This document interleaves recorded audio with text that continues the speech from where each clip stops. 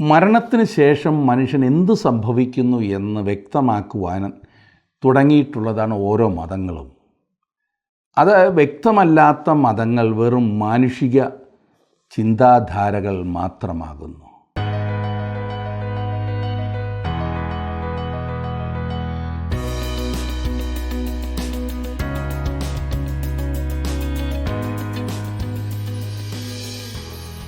ഈ കാര്യത്തിൽ ബൈബിൾ വളരെ വ്യക്തമാകുന്നു എന്ന് അത് പഠിക്കുമ്പോൾ നമുക്ക് മനസ്സിലാകും.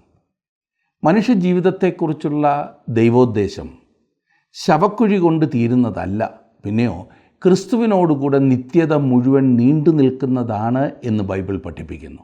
ഈ അവസ്ഥാന്തരം പലരും ചിന്തിക്കുന്നത് പോലെ ആകസ്മികമല്ല.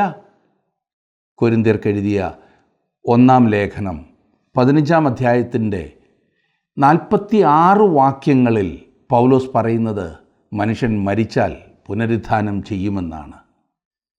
പുനർജന്മത്തെക്കുറിച്ചോ ഉന്മൂലനാശം സംഭവിക്കുന്നതിനെക്കുറിച്ചോ ബൈബിളിൽ പറയുന്നില്ല. പിന്നെയോ ഒരിക്കൽ മരണവും പിന്നെ ന്യായവിധിയും സകല മനുഷ്യർക്കും വച്ചിരിക്കുന്നു എന്ന് ദൈവവചനം കൃത്യമായി പഠിപ്പിക്കുന്നു. അത് വിവരിച്ചിരിക്കുന്ന ഒരു ഭാഗമാണ് നാം ഇന്ന് പഠിക്കുവാൻ ആരംഭിക്കുന്നത്. കൊരിന്ത്യർക്കെഴുതിയ 1-ാം ലേഖനം 15-ാം അധ്യായം അതിൻ്റെ ആദ്യത്തെ 19 വാക്യങ്ങൾ നമുക്ക് ഇന്ന് പഠിക്കാം. ബാക്കി ഭാഗം അടുത്ത ക്ലാസ്സിൽ നമുക്ക് ചിന്തിക്കാവുന്നതാണ്. എടുത്താട്ടെ, കൊരിന്ത്യർക്കെഴുതിയ 1-ാം ലേഖനം 15-ാം അധ്യായം.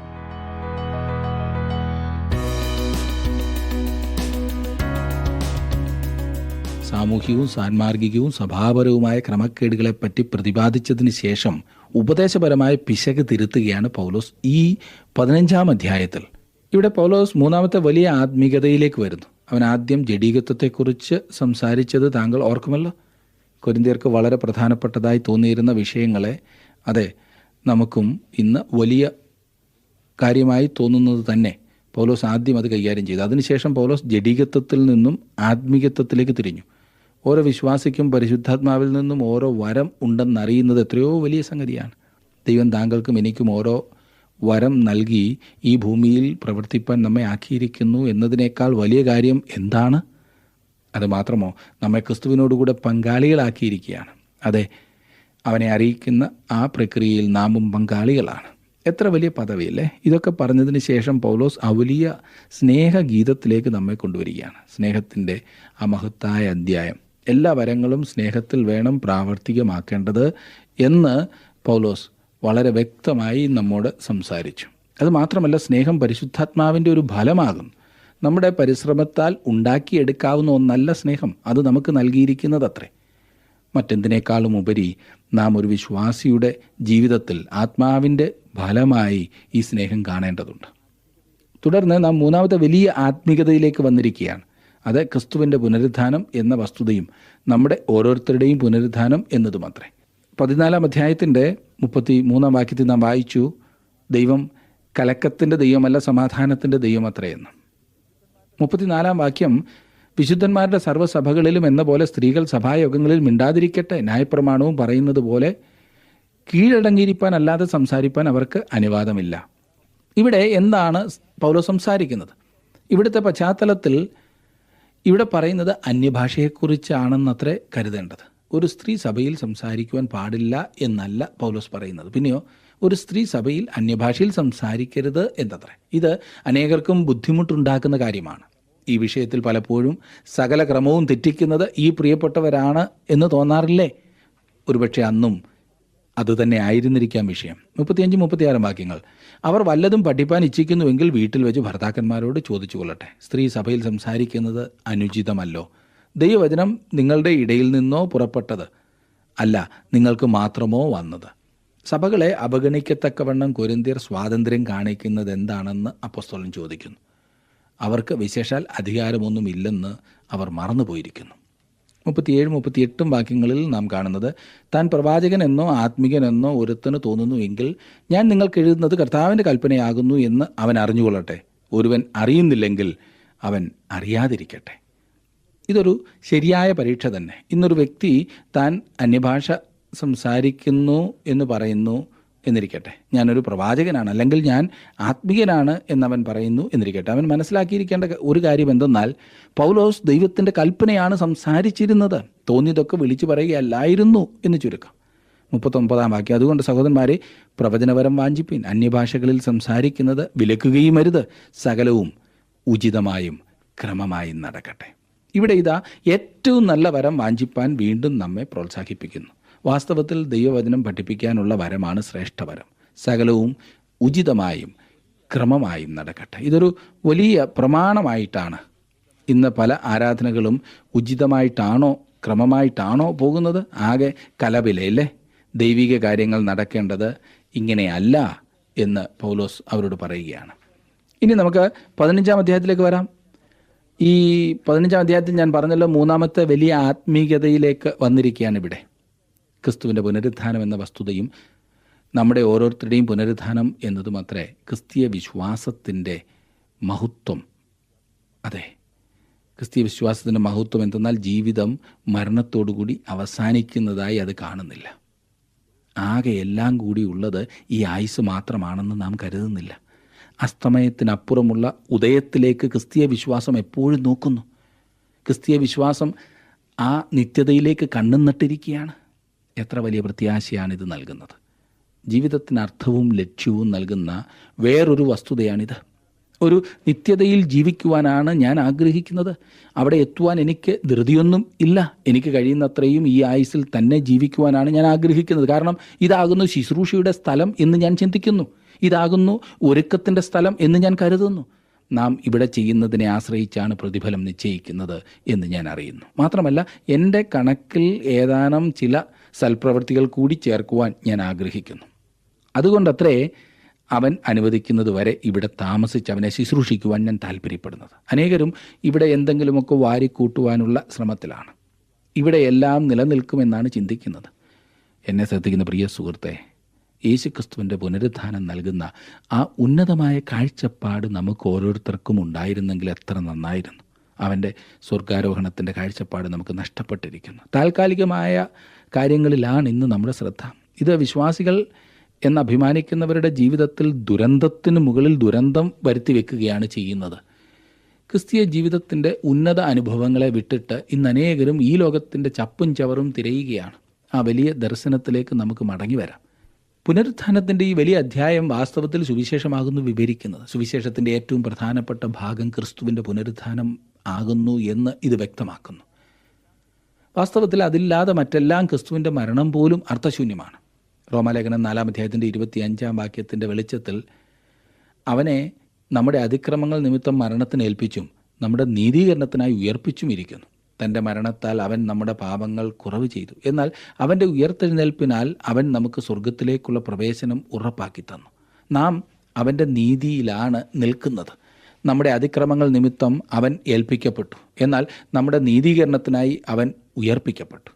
ഈ അധ്യായത്തിലേക്ക് നാം പ്രവേശിക്കുന്നതിന് മുൻപ് പുനരുത്ഥാനത്തിൻ്റെ അർത്ഥം ശരിക്കും നിർവചിക്കുകയും വിവരിക്കുകയും ചെയ്യുന്നത് നല്ലതായിരിക്കും. ഉയർത്തെഴുന്നേൽപ്പ് ആത്മീയമല്ല, ശാരീരികമാണ്. നമ്മുടെ ഈ ശരീരങ്ങൾ ഉയർത്തെഴുന്നേൽക്കേണ്ടതാണ്. തിരുവചനത്തിൽ പുനരുത്ഥാനം എല്ലായ്പ്പോഴും ശരീരത്തെ സൂചിപ്പിക്കുന്നതാണ്. ഇവിടെ ഉപയോഗിച്ചിരിക്കുന്ന വാക്കുകൾ പഠിച്ചാൽ മനസ്സിലാക്കുവാൻ സാധിക്കുന്നത് ഇവിടെ ഉദ്ദേശിക്കുന്നത് ആത്മീയ ഉയർത്തെഴുന്നേൽപ്പിനെ അല്ല എന്നത്രേ. പൗലോസിൻ്റെ കാലത്ത് കൊരിന്തിലും റോമൻ ലോകത്തിലും മരണത്തെക്കുറിച്ചും മരണാനന്തര ജീവിതത്തെക്കുറിച്ചും പഠിപ്പിച്ചിരുന്ന 3 വ്യത്യസ്തങ്ങളായ തത്വശാസ്ത്രങ്ങളുണ്ടായിരുന്നു. ഒന്നാമത് സ്തോയിക്കർ. മരണത്തോടെ ആത്മാവ് ദൈവത്തിൽ ലയിക്കുന്നു എന്നത്രേ അവർ പഠിപ്പിച്ചിരുന്നത്. അതുകൊണ്ട് അവിടെ ആളത്വത്തിൻ്റെ നാശമാകുന്നു സംഭവിക്കുന്നത്. അങ്ങനെയുള്ള ഒരു ചിന്താഗതി പുനരുത്ഥാനത്തെ ഒരു അനാസ്തിത്വമാക്കി തീർക്കുന്നു. വേറൊരു തത്വശാസ്ത്രമുള്ളത് എപ്പിക്കൂരിയറാകും. അത് വളരെയധികം ഭൗതികവാദികളായിരുന്നു. മരണത്തിന് ശേഷം ജീവിതമൊന്നുമില്ല എന്ന് അവർ പഠിപ്പിച്ചു. മരണത്തോടുകൂടി എല്ലാം തീരുന്നു. അസ്തിത്വത്തിൻ്റെ അവസാനം മരണമാകുന്നു എന്നവർ പഠിപ്പിച്ചു. മൂന്നാമത്തേത് പ്ലേറ്റോണിസം ആകുന്നു. അത് ആത്മാവിൻ്റെ അമർത്യതയെക്കുറിച്ച് പഠിപ്പിച്ചു. പുനർജന്മ സിദ്ധാന്തം എന്ന് പറയാവുന്നത് അത്രേ. ജനന മരണ ആ ചക്രത്തിൽ കറങ്ങുന്ന മനുഷ്യാത്മാവ്. ഈ സിദ്ധാന്തവും ശാരീരിക ഉയർത്തെഴുന്നേൽപ്പിനെ തള്ളിക്കളയുന്നു. ഈ തത്വശാസ്ത്രങ്ങളാൽ അഥേനയിൽ വെച്ച് പൗലോസ് പുനരുത്ഥാനത്തെക്കുറിച്ച് സൂചിപ്പിച്ചപ്പോൾ അവർ ചിന്തിച്ചു, പൗലോസ് പുതിയൊരു ദൈവത്തെക്കുറിച്ചാണ് സംസാരിക്കുന്നതെന്ന്. പൗലോസ് ആത്മീയമായ ഒരു ഉയർത്തെഴുന്നേൽപ്പിനെക്കുറിച്ചല്ല പറയുന്നതെന്ന് നാം മനസ്സിലാക്കേണ്ടതുണ്ട്. ആത്മാവ് മരിക്കുന്നില്ല. ശരീരം മരിക്കുന്ന നിമിഷം തന്നെ വ്യക്തി എവിടെയോ പോകുന്നു. മരിക്കുന്ന വ്യക്തി ഒരു ദൈവ പൈതലാകുന്നു എങ്കിൽ ശരീരം വിടുകയെന്നാൽ കർത്താവിനോട് ചേരുക എന്നത്രേ. ഒരു വ്യക്തി ദൈവപൈതലല്ല എങ്കിൽ അയാൾ മരിക്കുമ്പോൾ തന്നെ യാതനാസ്ഥലത്തേക്കാണ് പോകുന്നത്. നമ്മുടെ കർത്താവ് അങ്ങനെ വ്യക്തമാക്കിയിട്ടുണ്ട്. പുനരുത്ഥാനം ത്യജിച്ചാൽ സാൻമാർഗിക പ്രമാണങ്ങൾക്ക് അയവ് വരും എന്ന് മറക്കരുത്. 15-ാം അധ്യായത്തെ നമുക്ക് ഇനിയും പറയും പോലെ വിഭജിക്കാവുന്നതാണ്. 1. സുവിശേഷത്തിൽ പുനരുത്ഥാനത്തിൻ്റെ പ്രാധാന്യം, ആദ്യത്തെ 4 വാക്യങ്ങൾ. 2. പുനരുത്ഥാനത്തിൻ്റെ തെളിവുകൾ, 5 മുതൽ 19 വരെയുള്ള വാക്യങ്ങൾ. 3. പുനരുത്ഥാനത്തിൻ്റെ സ്വയം പ്രകടനം, 20 മുതൽ 28 വരെയുള്ള വാക്യങ്ങൾ. 4. പുനരുത്ഥാനത്തിൻ്റെ കർമ്മപരിപാടിയും മാതൃകയും, 29 മുതൽ 50 വരെയുള്ള വാക്യങ്ങൾ. 1. സുവിശേഷത്തിൽ പുനരുത്ഥാനത്തിൻ്റെ പ്രാധാന്യം. പൗലോസ് പ്രസംഗിച്ച സുവിശേഷത്തിൻ്റെ പ്രധാന വിശ്വാസ വിഷയമാണ് പുനരുത്ഥാനം. പൗലോസ് പറയുന്നത് പുനരുത്ഥാനം സുവിശേഷത്തിൻ്റെ ഭാഗമാകുന്നു എന്നത്ര. വാസ്തവത്തിൽ പുനരുത്ഥാനമില്ലാതെ സുവിശേഷം എന്നൊന്നില്ല. ഒരു വേദപണ്ഡിതൻ പറഞ്ഞത്, ക്രിസ്ത്യാനിത്വം ഏതാനും ആശയങ്ങളിലോ ആചാരങ്ങളിലോ വിശ്വാസ പ്രമാണങ്ങളിലോ അല്ല നിലനിൽക്കുന്നത്, പിന്നെയോ വസ്തുതകളിന്മേൽ 10 കൽപ്പനകളോ ഗിരിപ്രഭാഷണമോ അല്ല സുവിശേഷം. ഒരു വ്യക്തിയെ സംബന്ധിക്കുന്ന ഒരു നിര വസ്തുതകളാണ് സുവിശേഷം. ആ വ്യക്തി കർത്താവായ യേശുക്രിസ്തു ആകുന്നു. പൗലോസ് അത് പറയുന്ന വിധം ഒന്ന് ശ്രദ്ധിച്ചാലും 15-ാം അധ്യായത്തിൻ്റെ ആദ്യത്തെ 4 വാക്യങ്ങൾ. എന്നാൽ സഹോദരന്മാരെ, ഞാൻ നിങ്ങളോട് സുവിശേഷിച്ചതും നിങ്ങൾക്ക് ലഭിച്ചതും നിങ്ങൾ നിൽക്കുന്നതും നിങ്ങൾ വിശ്വസിച്ചതും വൃഥാവല്ലെന്നു വരികിൽ നിങ്ങൾ രക്ഷിക്കപ്പെടുന്നതുമായ സുവിശേഷം നിങ്ങൾ പിടിച്ചുകൊണ്ടാൽ ഞാൻ ഇന്ന വിധം നിങ്ങളോട് സുവിശേഷിച്ചിരിക്കുന്നു എന്ന് നിങ്ങളെ ഓർപ്പിക്കുന്നു. ക്രിസ്തു നമ്മുടെ പാപങ്ങൾക്ക് വേണ്ടി തിരുവെഴുത്തുകളിൻ പ്രകാരം മരിച്ചു അടക്കപ്പെട്ടു. തിരുവെഴുത്തുകളിൻ പ്രകാരം 3-ാം നാൾ ഉയർത്തെഴുന്നേറ്റു. ഇവിടെ പൗലോസിൽ നിന്നാണോ സുവിശേഷം ആരംഭിച്ചതെന്ന് ചിലപ്പോൾ ഒരു ചോദ്യം ചോദിച്ച് കേൾക്കാറുണ്ട്. എന്നാൽ പൗലോസ് പറയുന്നത്, ഞാൻ ഗ്രഹിച്ചത് തന്നെ നിങ്ങൾ കേൾപ്പിച്ചു തന്നുവല്ലോ എന്നത്രേ. ആരിൽ നിന്നാണ് പൗലോസിനത് ലഭിച്ചത്? എവിടെ വെച്ചാണ് അവനത് ലഭിച്ചത്? കർത്താവ് അവനെ കൊണ്ടുപോയി പഠിപ്പിച്ച അറേബ്യൻ മരുഭൂമിയിൽ വെച്ചാണ് അവനത് പ്രാപിച്ചത്. ദമസ്കോസിൻ്റെ പടിവാതിൽക്കൽ കർത്താവ് പൗലോസിനെ നേരിട്ടപ്പോൾ യേശുക്രിസ്തു മരിച്ചവരിൽ നിന്നും ഉയർത്തെഴുന്നേറ്റു എന്ന് പൗലോസ് അറിഞ്ഞിരുന്നില്ല. അവൻ ചോദിച്ചത്, കർത്താവെ നീ ആരാകുന്നു എന്നത്രേ. ഇവിടെ പറയുന്ന കർത്താവ് യേശുക്രിസ്തു ആകുന്നു എന്ന് പൗലോസ് സ്വപ്നം കണ്ടിരുന്നില്ല. യേശുക്രിസ്തുവിൻ്റെ പുനരുത്ഥാനത്തെക്കുറിച്ച് പൗലോസ് തന്നെയും വിശ്വസിക്കേണ്ടിയിരുന്നു. അവനത് ചിന്തിച്ചുണ്ടാക്കിയതല്ല, അവനത് പ്രാപിച്ചതാണ്. താൻ സുവിശേഷം അവരോട് അറിയിച്ചു എന്ന് പൗലോസ് പറയുന്നു. എന്താണ് ആ സുവിശേഷം? ക്രിസ്തു നമ്മുടെ പാപങ്ങൾക്ക് വേണ്ടി തിരുവെഴുത്തുകളിൻ പ്രകാരം മരിച്ചു അടക്കപ്പെട്ടു, തിരുവെഴുത്തുകളിൻ പ്രകാരം 3-ാം നാൾ ഉയർത്തെഴുന്നേറ്റു. അതത്ര സുവിശേഷം. ഇവ വസ്തുതകളാകുന്നു. പ്രിയ സുഹൃത്തെ, ഈ പറഞ്ഞ 3 വസ്തുതകളെ മാറ്റി നിർത്തിയിട്ട് വേറെ സുവിശേഷം ഒന്നുമില്ല. അതത്രേ സുവിശേഷം. യേശുക്രിസ്തു താങ്കൾക്ക് വേണ്ടിയും എനിക്ക് വേണ്ടിയും മരിച്ചു, അവൻ അടക്കപ്പെട്ടു, വീണ്ടും ഉയർത്തെഴുന്നേറ്റു. അതത്രേ സുവിശേഷം. ഇത് സുവാർത്തയാകുന്നു. നാം ചെയ്യേണ്ടത് എന്തെങ്കിലുമല്ല സുവിശേഷം നമ്മോട് പറയുന്നത്. പിന്നെയോ കർത്താവായ യേശുക്രിസ്തു നമുക്ക് വേണ്ടി ചെയ്തു കഴിഞ്ഞതിനെക്കുറിച്ചാണ് സുവിശേഷം നമ്മോട് പറയുന്നത്. തിരുവെഴുത്തുകളിൻ പ്രകാരം അവൻ പാപങ്ങൾക്ക് വേണ്ടി മരിച്ചു, അവനെ അടക്കം ചെയ്തു, 3-ാം ദിവസം അവൻ ഉയർത്തെഴുന്നേറ്റു. അവൻ മരിച്ചു. അതൊരു ചരിത്ര സത്യമാകുന്നു. വളരെ ചുരുക്കം പേർ മാത്രമേ അതിനെ അംഗീകരിക്കാതിരിക്കൂ. അവൻ അടക്കം ചെയ്യപ്പെട്ടു, അതും കൂടി ചേർക്കേണ്ടതുണ്ട്. എന്തുകൊണ്ടാണ് അത് പ്രധാനപ്പെട്ടതായിരിക്കുന്നത്? അവൻ അങ്ങനെ അങ്ങ് അപ്രത്യക്ഷമായതല്ല, ഇത് തെളിയിക്കുവാനാണ്. ഇവിടുത്തെ അർത്ഥം, അവർക്ക് വാസ്തവത്തിൽ അക്ഷരാർത്ഥത്തിൽ തന്നെ അവൻ്റെ ശരീരം ലഭിച്ചിരുന്നു. നിക്കോദീമോസും അരിമത്യക്കാരനായ യോസഫും അവനെ ക്രൂശിക്കപ്പെട്ടവനായി കണ്ട മറ്റുള്ളവർക്കും അവൻ ആരായിരുന്നു എന്നറിയാമായിരുന്നു. അത് യേശുക്രിസ്തു ആയിരുന്നു എന്ന് അവർക്ക് അറിയാമായിരുന്നു. അവർ യേശുവിൻ്റെ ശരീരം അടക്കം ചെയ്തു. അത് വളരെ പ്രധാനപ്പെട്ട സംഗതിയാണ്. അത് അവൻ്റെ മരണത്തെ ഉറപ്പാക്കുന്നു. അവൻ തിരുവെഴുത്തുകളിൻ പ്രകാരം 3-ാം നാൾ ഉയർത്തെഴുന്നേറ്റു. ഉയർത്തെഴുന്നേൽപ്പ് സുവിശേഷത്തിൻ്റെ ഒരു ഭാഗമാണ്. ആ കല്ലറ ശൂന്യമായി തീർന്നു. അതത്രേ തെളിവ്. യേശുക്രിസ്തു മരിച്ചു, അടക്കപ്പെട്ടു, ഉയർത്തെഴുന്നേറ്റു എന്നുള്ളത് അത്രേ സുവിശേഷം. ഇതത്രേ ആദ്യ തെളിവ്. താങ്കളുടെ വിലപ്പെട്ട നിർദ്ദേശങ്ങളും അഭിപ്രായങ്ങളും പ്രാർത്ഥനാ വിഷയങ്ങളും ഇന്ന് തന്നെ ഞങ്ങളെ വിളിച്ചറിയിക്കുക. വിളിക്കേണ്ട നമ്പർ 8281384455.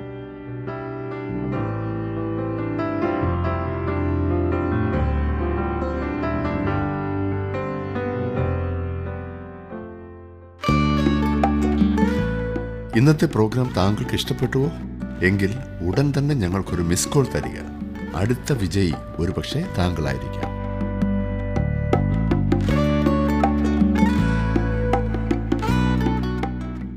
പുനരുദ്ധാനത്തിന് വേറൊരു തെളിവും കൂടിയുണ്ട്. അത് കൊരിന്ത്യരുടെ അനുഭവമാണ്. നമുക്ക് അതൊന്നുകൂടി ശ്രദ്ധിക്കാം.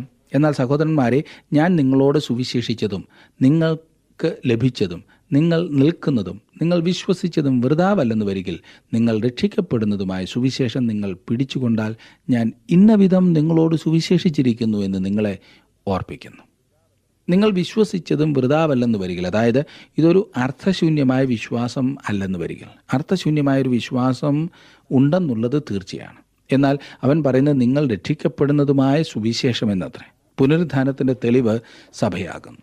ആകെ നിരാശിതരായിരുന്ന 11 മനുഷ്യർ യെരുശലേമിലോ അതിൻ്റെ പ്രാന്തപ്രദേശങ്ങളിലോ ഉണ്ടായിരുന്നു.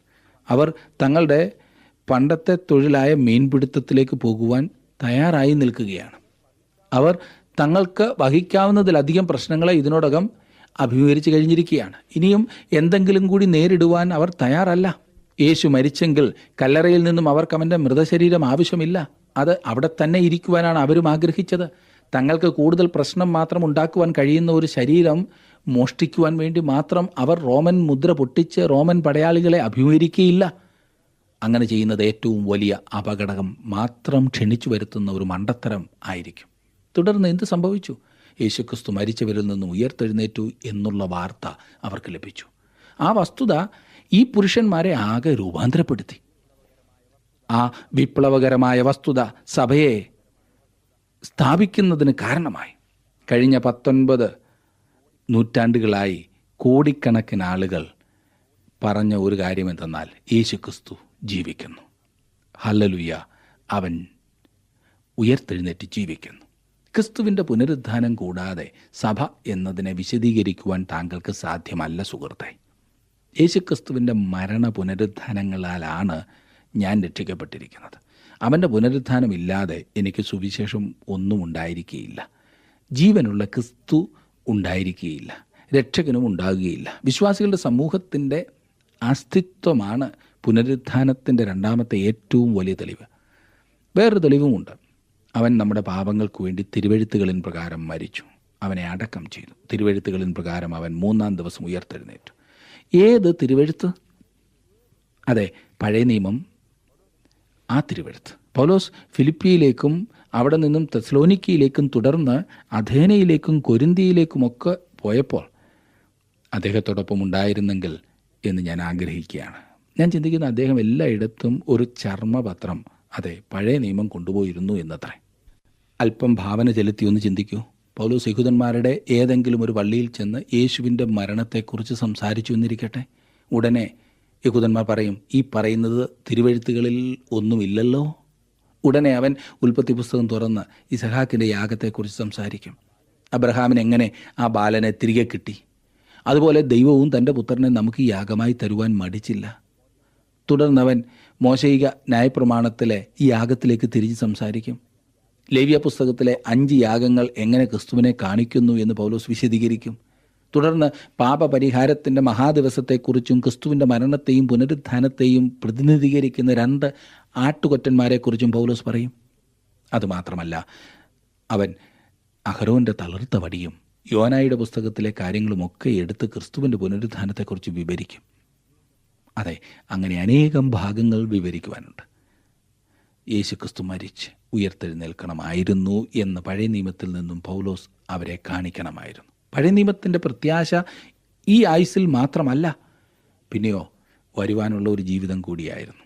ഈ ജീവിതത്തിന് ശേഷം എന്തെങ്കിലും ഉണ്ടെന്ന് തങ്ങൾ വിശ്വസിക്കുന്നില്ല എന്ന് അനേകരും പറയാറുണ്ട്. എന്നാൽ എന്താണുള്ളത് എന്ന് പൗലോസ് വളരെ വ്യക്തമായി ഈ അധ്യായത്തിലൂടെ നമുക്ക് കാണിച്ചു തരികയാണ്. ഈ ആയുസ് കൊണ്ട് അവസാനിക്കുന്നതല്ല, പിന്നെയോ ഇതിനപ്പുറത്തൊരു നിത്യതയുണ്ട് എന്നുള്ള ആ വലിയ പരമാർത്ഥം പൗലോസ് വ്യക്തമാക്കുന്നത് ശ്രദ്ധിക്കൂ. 5-ാം വാക്യത്തിൽ നാം കാണുന്നു, അവൻ കേഭാവിനും പിന്നെ 12 പ്രത്യക്ഷനായി എന്ന്. അവൻ ആദ്യം സൂചിപ്പിക്കുന്ന പേര് കേഭാവിൻ്റേതാണ്. യേശുക്രിസ്തു സ്വകാര്യമായി ശിമോൻ പത്രോസിന് പ്രത്യക്ഷനായതിനെക്കുറിച്ചാണ് ഇത് പറയുന്നത്. താങ്കൾ ചോദിച്ചേക്കാം, വാസ്തവത്തിൽ എന്താണ് സംഭവിച്ചത്? അത് എനിക്കറിഞ്ഞിട്ട് കാര്യമില്ല, താങ്കളും അറിയണോ എന്ന് സംശയിക്കുന്നു. ഈ പറഞ്ഞ സംഭവം നമുക്ക് വേണ്ടി രേഖപ്പെടുത്തിയിട്ടില്ല. യേശു പത്രോസിന് പ്രത്യക്ഷനായി. അത് പറഞ്ഞാൽ പത്രോസ് കർത്താവിനെ തള്ളിക്കളഞ്ഞതാണല്ലോ. പത്രോസ് കർത്താവുമായി കാര്യം നേരെയാക്കണമായിരുന്നു. ഒരു കാര്യം ഓർക്കണം, നമ്മുടെ കർത്താവ് ഈ പറയുമ്പോഴും കാൽ കഴുകുന്ന ശുശ്രൂഷയിൽ തന്നെയാണ്. തന്നെ തള്ളിപ്പറഞ്ഞവർക്ക് വ്യക്തിപരമായി പ്രത്യക്ഷപ്പെടുന്ന കർത്താവ്. പിന്നെ അവൻ 12 പ്രത്യക്ഷനായി. ആരാണ് ഈ 12 പേർ?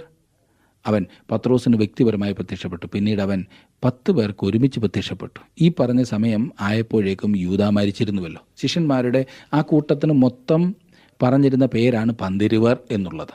അതല്ലാതെ 12 പേരും ഈ പറഞ്ഞ സമയത്ത് അവിടെ ഉണ്ടായിരുന്നു എന്ന അർത്ഥത്തിലല്ല.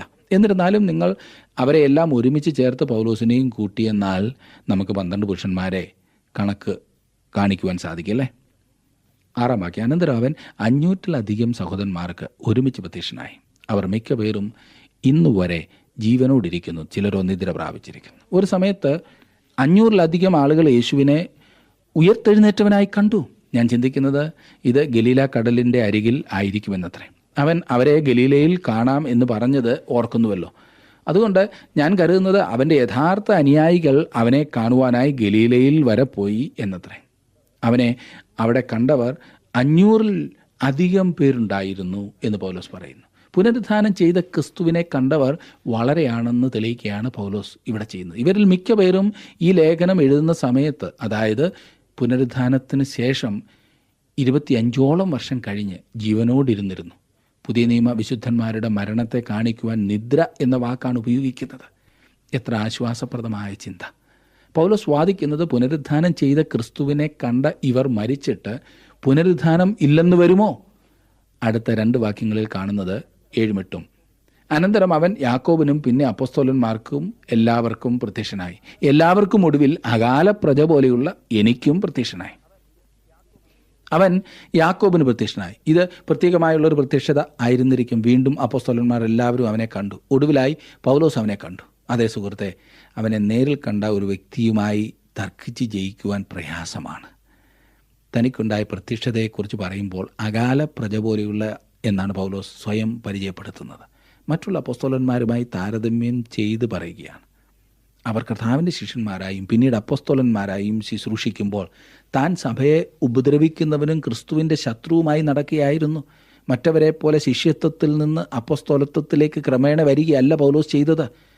തൻ്റെ മാറ്റം പെട്ടെന്നായിരുന്നു. സഭയെ ഉപദ്രവിച്ചുകൊണ്ട് സഞ്ചരിച്ച ഒരു ശത്രുവിനാണ് കർത്താവ് പ്രത്യക്ഷപ്പെട്ടത്. ഇത് മനസ്സിൽ കണ്ടുകൊണ്ടാണ് സമയം തികയാതെ ജനിച്ചവൻ എന്ന അർത്ഥത്തിൽ അകാല പ്രജ എന്ന് പറയുന്നത്.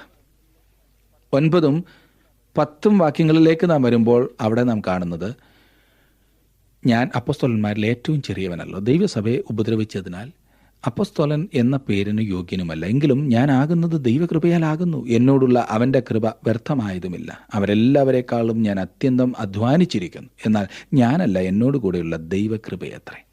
പൗലോസ് തന്നെ തന്നെ അപ്പോസ്തലന്മാരിൽ ഏറ്റവും ചെറിയവൻ എന്ന് വിളിക്കുന്നു. ഇവിടെ വളരെ മാന്യമായി പൗലോസ് ഇടപെടുന്നു. പൗലോസ് ഇവിടെ താഴ്മ നടിക്കുകയല്ല. എല്ലാവരും ഒരുപോലെ പറയും പൗലോസ് ഏറ്റവും ഉന്നതനാകുന്നു എന്ന്. നാം ആരും അവനെ അപ്പോസ്തലന്മാരിൽ ഏറ്റവും ചെറിയവൻ എന്ന് പറയുകയില്ല. പറയുമോ? എന്നാൽ പൗലോസിൻ്റെ പക്ഷം താൻ സഭയെ ഉപദ്രവിച്ചവനായതിനാൽ ഒരു അപ്പോസ്തലൻ എന്ന പേരിന് യോഗ്യനല്ല എന്നത്രേ. അവൻ തന്നെ പാപികളിൽ ഒന്നാമനായി വിളിച്ചിട്ടുണ്ട്. എന്നിരുന്നാലും അപ്പോസ്തലന്മാരിൽ ആരെക്കാളും ഏറെ അധ്വാനിച്ചവൻ പൗലോസ് ആകുന്നു എന്ന് നമുക്കറിയാം. എന്നാൽ വളരെ താഴ്മയോടെ പൗലോസ് പറയുന്നത് ഞാൻ ആകുന്നത് ദൈവകൃപയാൽ ആകുന്നു എന്നത്രേ. എന്തെങ്കിലും ചെയ്യുവാൻ സാധിച്ചിട്ടുണ്ടെങ്കിൽ അത് ദൈവകൃപ ഒന്നുകൊണ്ട് മാത്രമാണെന്ന് പൗലോസ് ഇവിടെ സാക്ഷിക്കുന്നു. 11-ാം വാക്യം, ഞാനാകട്ടെ അവരാകട്ടെ ഇവണ്ണം ഞങ്ങൾ പ്രസംഗിക്കുന്നു, ഇവണ്ണം നിങ്ങൾ വിശ്വസിച്ചുമിരിക്കുന്നു. തങ്ങൾ വിശ്വാസികളാകുന്നു എന്ന് തുറന്നു പറയുകയും അതേസമയം തന്നെ സുവിശേഷ യാഥാർത്ഥ്യങ്ങളെ അവഗണിക്കുകയും ചെയ്യുന്നവരെ കൊണ്ട് വാസ്തവത്തിൽ മടുത്തു. യേശുക്രിസ്തുവിൻ്റെ മരണം, അടക്കം, ഉയർത്തെഴുന്നേൽപ്പ് എന്നിവയെ തള്ളിക്കളയുന്ന ഒരു വ്യക്തിയാകുന്നു താങ്കളെങ്കിൽ സുഹൃത്തെ, താങ്കളൊരു വിശ്വാസി അല്ലെന്ന് മാത്രമല്ല, താങ്കൾ ഒരു ക്രിസ്ത്യാനി എന്ന പേര് പോലും പറയുവാൻ സാധിക്കുന്ന ഒരാളല്ല. അഥവാ അങ്ങനെ ആകുന്നു എന്ന് താങ്കൾ പറയുന്നുവെങ്കിൽ അത് ഏതോ കാര്യസാധ്യത്തിനുള്ള കപടനാടകം മാത്രമാണ്. താങ്കൾക്ക് വേണമെങ്കിൽ ഈ പറഞ്ഞതെല്ലാം തള്ളിക്കളയുവാനുള്ള പൂർണ്ണ സ്വാതന്ത്ര്യമുണ്ട്.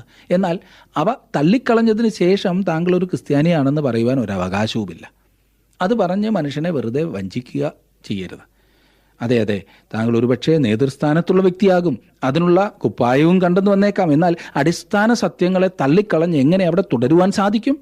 ഇവിടെ പറയുന്നത് ഈ കൊരിന്ത്യർ ഈ സുവിശേഷം കേട്ടപ്പോൾ അവർ വിശ്വസിച്ചു. അവിടെ മുതലാണ് അവർ വിശ്വാസികൾ എന്ന പദവിയിൽ ആയിത്തീർന്നത്. 12-ാം വാക്യത്തിൽ നാം വായിക്കുന്ന, ക്രിസ്തു മരിച്ചിട്ട് ഉയർത്തെഴുന്നേറ്റു എന്ന് പ്രസംഗിച്ചു വരുന്ന അവസ്ഥയ്ക്ക് മരിച്ചവരുടെ പുനരുദ്ധാനം ഇല്ല എന്ന് നിങ്ങളിൽ ചിലർ പറയുന്നത് എങ്ങനെ? കൊരിന്ത്യരിൽ ചിലർ തങ്ങളുടെ സ്തോയിക്ക പശ്ചാത്തലം വെച്ചും എപ്പിക്കൂര്യ പശ്ചാത്തലം വെച്ചും പ്ലേറ്റോയുടെ ചിന്താഗതിയുടെ പശ്ചാത്തലത്തിലും പുനരുദ്ധാനത്തെ എതിർത്തിരുന്നു. അവർ യേശുക്രിസ്തുവിൻ്റെ പുനരുദ്ധാനത്തെ പ്രത്യേകമായി തള്ളിക്കളഞ്ഞു എന്നല്ല, ഒരു പുനരുദ്ധാനത്തിലും അവർ വിശ്വസിച്ചിരുന്നില്ല. ഇവിടെ മുതൽ പൗലോസ് ഒരു നിര എങ്കിൽ എന്ന പ്രയോഗം കൊണ്ടുവരുന്നു. ക്രിസ്തു ഉയർത്തെഴുന്നേറ്റിട്ടില്ല എങ്കിൽ. പൗലോസ് വസ്തുതയെ അഭിമുഖീകരിച്ചതാണ്. നമുക്കും ഇന്ന് ധൈര്യത്തോടെ പറയാവുന്നതാണ്, സംശയിക്കേണ്ട ഒരു കാര്യവുമില്ല. പ്രിയ സഹോദര, പ്രിയ സഹോദരി, ഞാൻ നല്ല ഒരു അടിസ്ഥാനത്തിന്മേൽ തന്നെയാണ്. അതൊരു പാറയാണ്. ആ പാറ ക്രിസ്തു അത്രേ. അവൻ മരിച്ചവരിൽ നിന്നും ഉയർത്തെഴുന്നേറ്റ് വന്നു. ക്രിസ്തു ഉയർത്തെഴുന്നേറ്റിരിക്കുമോ എന്നുള്ള സംശയത്തിൽ അല്ല പൗലോസ് സംസാരിക്കുന്നത്. അവന് ആ കാര്യത്തിൽ ഒരു സംശയവുമില്ല. ക്രിസ്തുവിൻ്റെ പുനരുദ്ധാനത്തിൻ്റെ പ്രാധാന്യം കാണിക്കുവാനാണ് ഈ എങ്കിൽ പ്രയോഗം പൗലോസ് ഇവിടെ ചേർത്തിരിക്കുന്നത്. 13-ാം വാക്യത്തിൽ, മരിച്ചവരുടെ പുനരുദ്ധാനം ഇല്ല എങ്കിൽ ക്രിസ്തുവും ഉയർത്തെഴുന്നേറ്റിട്ടില്ല. മരിച്ചവരുടെ പുനരുദ്ധാനത്തെ നിഷേധിക്കുന്നത് ക്രിസ്തുവിൻ്റെ പുനരുദ്ധാനത്തെ നിഷേധിക്കുന്നതിന് തുല്യമാണ് എന്നത്രേ അവൻ പറയുന്നത്. 14-ാം വാക്യത്തിൽ പറയുന്നു, ക്രിസ്തു ഉയർത്തെഴുന്നേറ്റിട്ടില്ല എങ്കിൽ ഞങ്ങളുടെ പ്രസംഗം വ്യർത്ഥം, നിങ്ങളുടെ വിശ്വാസവും വ്യർത്ഥം. 15-ാം വാക്യത്തിൽ, മരിച്ചവർ ഉയർക്കുന്നില്ല എന്ന് വരികിൽ ദൈവം ഉയർപ്പിച്ചിട്ടില്ലാത്ത ക്രിസ്തുവിനെ അവൻ ഉയർപ്പിച്ചു എന്ന് ദൈവത്തിന് വിരോധമായി സാക്ഷ്യം പറയുകയാൽ ഞങ്ങൾ ദൈവത്തിന് കള്ളസാക്ഷികൾ എന്ന് വരും. ക്രിസ്തു മരിച്ചവരിൽ നിന്നും ഉയർത്തെഴുന്നേറ്റിട്ടില്ല എങ്കിൽ അപ്പോസ്തലന്മാർ എല്ലാം തന്നെ കള്ളന്മാർ ആകുന്നു എന്ന് വരും. അതെ, പൗലോസ് വളരെ വ്യക്തമായി ഇവിടെ പറയുന്നത് ക്രിസ്തു ഉയർത്തെഴുന്നേറ്റു, അവൻ മരിച്ചവരിൽ നിന്ന് ഉയർത്തെഴുന്നേറ്റു. ഈ സത്യം വിശ്വസിക്കുന്നതാണ് നമ്മുടെ ജീവിതത്തിൽ നമുക്ക് ഏറ്റവും അധികം വിശ്വാസത്തിൽ ഉറച്ചു നിൽക്കുവാൻ നമ്മെ സഹായിക്കുന്നത്. ഈ സത്യം വിശ്വസിക്കുന്നതാണ് ദൈവത്തിലുള്ള വിശ്വാസത്തിൽ ഉറച്ചു നിൽക്കുവാൻ ഒരു വ്യക്തിയെ സഹായിക്കുന്നത്. അതെ, മനുഷ്യൻ ഈ ആയുസ് കൊണ്ട് തീരുന്നവനല്ല. എത്ര വലിയ സത്യമല്ലേ! ഇന്നത്തെ പഠനം നിങ്ങളെ പ്രോത്സാഹിപ്പിച്ചു എന്ന് ഞാൻ വിശ്വസിക്കട്ടെ. തുടർന്നും ദൈവത്തിൻ്റെ വചനം പഠിക്കുവാൻ നിങ്ങൾ സമയമെടുത്താട്ടെ. ദൈവം നിങ്ങളെ സമൃദ്ധിയായിട്ട് അനുഗ്രഹിക്കട്ടെ. അടുത്ത ക്ലാസ്സിൽ നാം ഒരുമിച്ച് കൂടുന്നതുവരെയും ദൈവ സാന്നിധ്യം നിങ്ങളോട് കൂടെ ഉണ്ടായിരിക്കട്ടെ.